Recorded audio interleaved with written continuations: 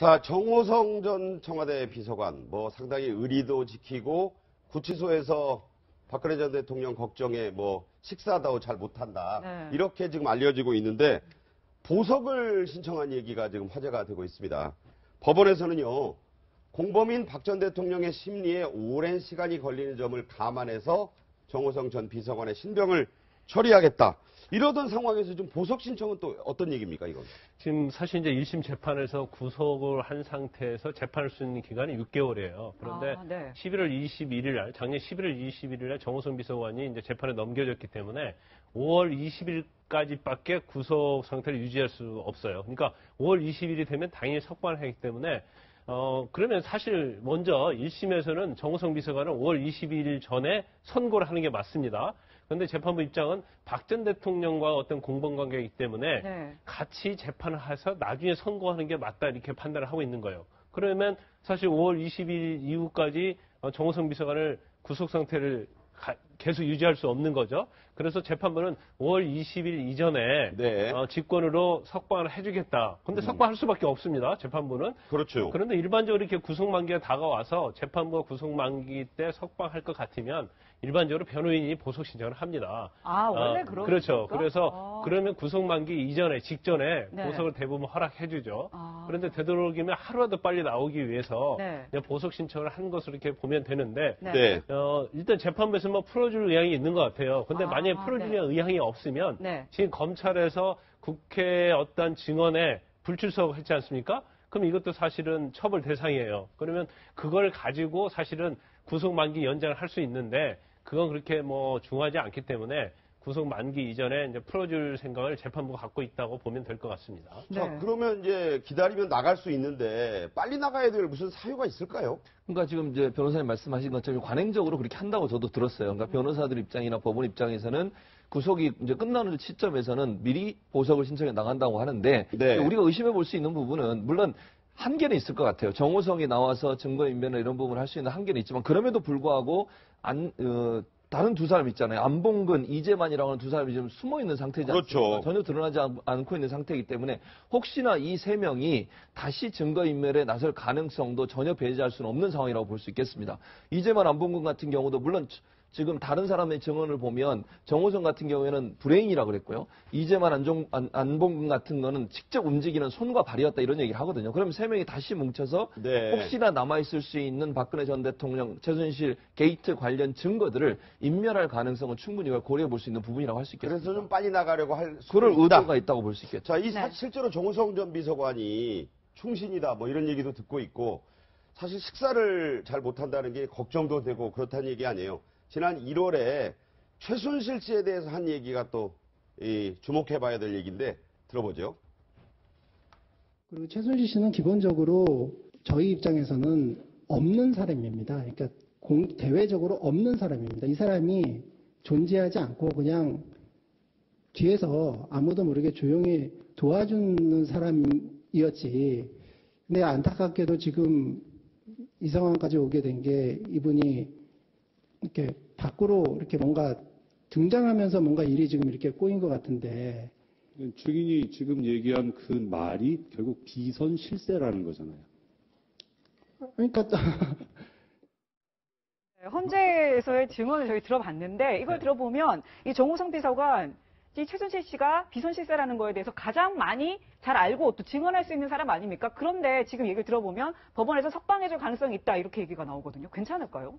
그러니까요. 뭐 방금 얘기가 있었지만 이재만, 안봉근 이런 분들도 사실은 제가 볼 때는 뭐 상식적으로 볼 때는 충분히 수사의 대상이 되는데 특검이나 검찰에서 사실은 뭐 수사도 하지도 않았고 뭐 이렇게 소환할 그런 계획도 전혀 없었던 것처럼 보여지기 때문에 브레인인 정호성 전 비서관이 만약에 이렇게 석방돼서 나올 경우 세 사람이 또 모여가지고 여러 가지 뭐 관련된 모의를 할 수도 있고 네. 뭐 대통령과 관련된 뿐만 아니라 실질적으로 저 문고리 3인방은 최순실 씨가 원래 스카우트 해가지고 대통령한테 소개해 준 사람 아닙니까? 일요일마다 모여서 회의도 하고. 네, 네. 아니 1998년 대통령이 선거를 그때, 예. 선거할 때 그때 정윤회 씨가 이렇게 만들어 가지고 그 그때 팀을 이제 만들어서 했던 리크루트한 사람이 거죠. 예. 결과적으로는 저 세 사람은 원 모시는 분은 최순실이었고 그렇기 때문에 최순실이라고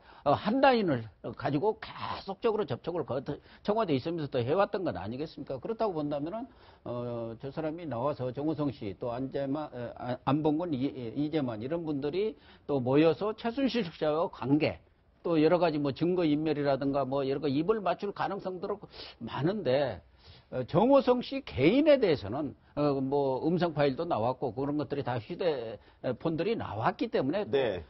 그렇게 범죄 혐의도 그렇게 중하지는 않은 그런 상황이기 때문에 그렇지만 이런 재판에 어떤 영향을 미칠 수 있는 충분한 소지가 있는데 재판부가 뭐 이렇게 석방을 내심 이렇게 결정한 것에 대해서는 좀 의구심이 들기도 합니다. 결정한 건 아니지만 가능성이 있다. 그러니까 이제 이 문고리 3인방이 어떤 사람이냐. 지금 뭐 고 교수도 말씀을 하셨고 여러분들 말씀하셨지만 역할이 이렇게 나눠져 있었다라고 박관천 전 경정은 얘기를 했었습니다.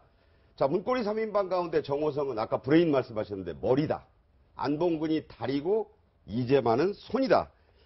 자, 행동대장격이라는 얘기까지 나와요. 그러니까 머리는 정호성이 쓰고 이재만 안봉근은 손발이 됐다. 어떻게 보십니까? 근데 저 표현은 약간 오해가 있는 것 같아요. 오해가 있다. 저는 그 국회 시절부터요, 저 3인방이 다 이제 의원들 사이에서는 다 유명한 존재들 아니겠습니까? 근데 그렇죠. 역할 분담을 그 말씀 자료라고 하는 거 있잖아요. 이건 다 정호성 담당이라고 그랬어요.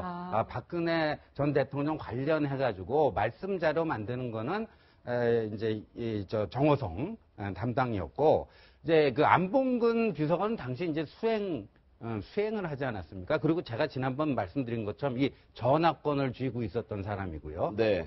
그 안봉근하고 통화해야지 박근혜 대통령의 귀를 잡고 있었다는 말을 할 정도로. 예, 네. 그렇고 이제 이재만이 저 세 명 중에 가장 이제 연배가 높아요. 총무였죠. 예, 예. 총무 전체적인 뭐 이런 총무 역할을 하고 그랬다는 건데, 그러니까 무슨 머리가 기획하면 손발은 머리가 시키는 대로 하는 그런 식의 관계가 아니고 역할 분담이 돼 있었고 비중이 그렇게 주어진다. 오히려 인사 개입 이런 게 정말 어떻게 보면 권력의 그거를 느낄 수 있는 부분 아닙니까? 무슨 뭐 연설문 쓰는 것보다도 어느 인사에 영향을 미칠 수 있는 거 이런 거는 오히려 저 이재만 비서관이나 안봉근 비서관이 훨씬 더 정호성에 비해서 인사에 대한 영향력은 쥐고 있었다 이렇게 봐야 아니 됩니다. 그러면 정정 비서관이 만약에 석방이 되면 이 세 사람 문고리 3인방 다시 만날 가능성 있지 않습니까? 충분히 있다고 봐야 되는데 지금 법적으로 어쩔 수가 없는 거죠. 지금 아까 뭐 변호사 말씀대로 네. 나갈 수밖에 없는데 좀 빨리 나가려고 하고 있다 지금.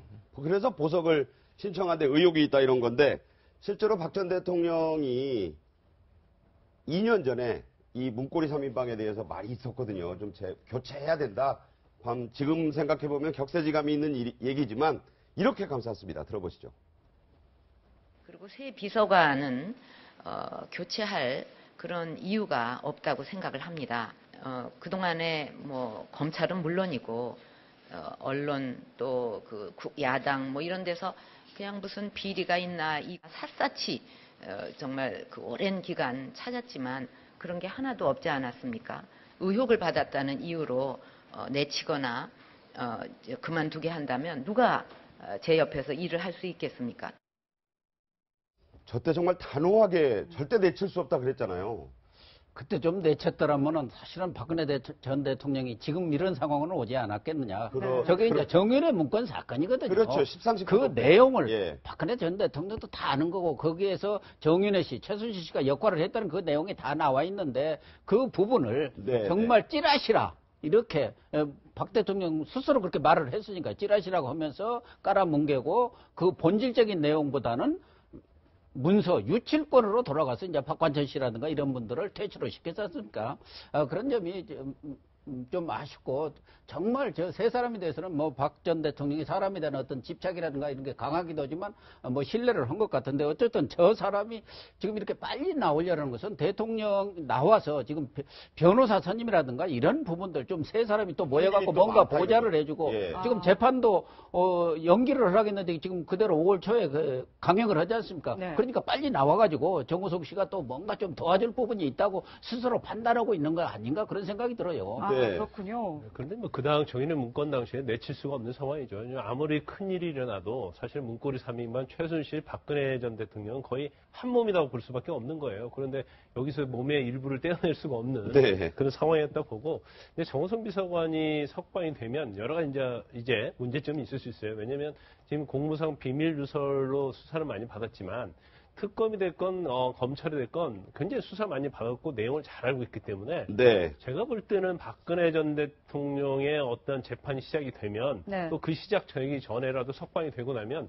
거기에 합류할 가능성이 저는 굉장히 많다고 봅니다. 예. 그래서 어떠한 그 박근혜 대통령의 어떤 변호인단이 박근혜 대통령을 변론하는 데서 굉장히 가장 많은 걸 알고 있는 사람일 가능성이 크다는 거죠. 네. 수사 그런 거에 대해서. 그래서 도움을 많이 줄 수 있다. 저는 그렇게 보고. 네. 그런데 안봉근 이재만 어떤 전 비서관들에 대한 부분은 제가 볼 때는 이건 개인적으로 좀 수사를 좀 해야 돼요. 그러니까 지금 입건도 안 됐잖아요. 그렇죠. 입건도 안 돼 있는데 사실 경찰 인사랄지 수많은 지금 공직 인사에 개입된 정황들이 굉장히 많거든요. 많죠. 그러면 공직 인사에 본인이 개입을 한 걸로만 끝나는 게 아니고 거기에는 반드시 뒷거래가 있다. 우리가 말하는 검은 돈의 흐름이 있다고 봅니다. 그래서 네. 그 부분에 대해서는 일단 5월 9일 선거가 끝나고 나면 네.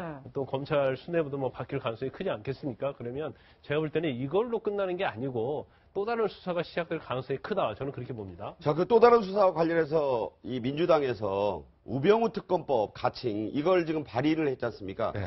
이 부분에서도 또 특검을 하자는 거 아니에요? 네. 그럼 우병우 특검이라는 게 뭐 최순실 이 문제와 문고리 3인방까지 연관될 수 없는 얘기 아닙니까? 그렇죠. 그러니까 우병우 특검법을 만드는데 꼭 우병우 한 사람만을 겨냥한 맞춤형 특검법이 될지 수사의 그 대상이나 범위를 어디까지 잡을 것인지 그런 건데요. 저 지금 뭐 이제 정호성 비서관이 아닌 안봉근 이재만 두 비서관이 청와대 재직 시절에 좀 부당한 인사 개입이나 이런 거는요. 굳이 특검은 안 해도 네. 검찰에서도 마음만 먹으면 얼마든지 지금이라도 수사할 수 있습니다. 네. 그런데 이제 특검법 만들고 하려면 굉장히 또 힘들잖아요. 또 정치적으로 또 이제 합의해야 되고 하니까. 그래서 일단 제가 볼 때는 이제 정권이 바뀌고 나면 검찰 수뇌부도 다 바뀔 거 아닙니까? 그러면 의지만 있으면요. 이재만이나 뭐 안봉근 그리고 이제 최순실 씨와 관련된 부분도 사실은 대기업부터 돈 받은 거 말고요. 내부적으로 어떤 돈 거래가 있을 수 있기 때문에 계좌 추적 그런 걸 통하면 또 새로운 범죄 사실이 많이 나올 거라고 봐요. 자, 대선 1위를 달리고 있는 더불어민주당 문재인 후보 측의 정당인 민주당의 의원 45명이 우병우 특검법을 발의했다. 물론 다른 당과의 합의를 거쳐야 되겠지만 상당히 새로운 수사가 시작될 가능성을 열어놓는 그런 얘기를 전하면서요. 지금 대선 12일 남았는데 한반도를 둘러싼 안보 정세 아주 좀 급박하게 돌아가고 있습니다.